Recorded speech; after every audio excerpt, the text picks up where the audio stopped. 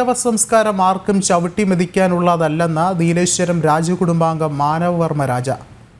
ചൗക്കി കാവുമഠത്തിൽ നവംബറിൽ നടക്കുന്ന ചതുർവേദ ജ്ഞാന മഹായജ്ഞത്തിൻ്റെ ഭാഗമായുള്ള സമാജ സാഹോദര്യ സമന്വയ സംഗമം ഉദ്ഘാടനം ചെയ്ത് സംസാരിക്കുകയായിരുന്നു അദ്ദേഹം.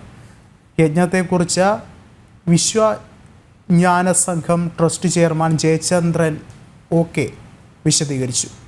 40 സമുദായ സംഘടനകളുടെ ഭാരവാഹികളും വിവിധ ക്ഷേത്രങ്ങളുടെ പ്രതിനിധികളും ചടങ്ങിൽ പങ്കെടുത്തു.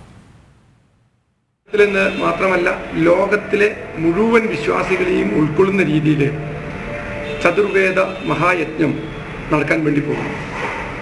അതിൻ്റെ ഒരു പ്രാരംഭ നടപടി എന്നുള്ള രീതിയിലാണ് കാസർഗോഡ് ജില്ലയിലെ ചെറുതും വലുതുമായ 50ഓളം സമുദായ സംഘടനകളുടെ സംസ്ഥാന ജില്ലാ ഭാരവാഹികളെ ഉൾക്കൊള്ളിച്ചുകൊണ്ട് ഈ യാഗത്തിൻ്റെ മഹത്വത്തെക്കുറിച്ചും അതിൻ്റെ വിജയത്തിൻ്റെ പൂർത്തീകരണത്തിനു വേണ്ടി നമ്മുടെ ജില്ലയിലെ മുഴുവൻ സമുദായങ്ങളുടെയും ആശീർവാദം ഏറ്റുവാങ്ങുന്നതിനും വേണ്ടിയാണ് ഇന്നത്തെ ഈ യോഗം ഇവിടെ നടക്കുന്നത്.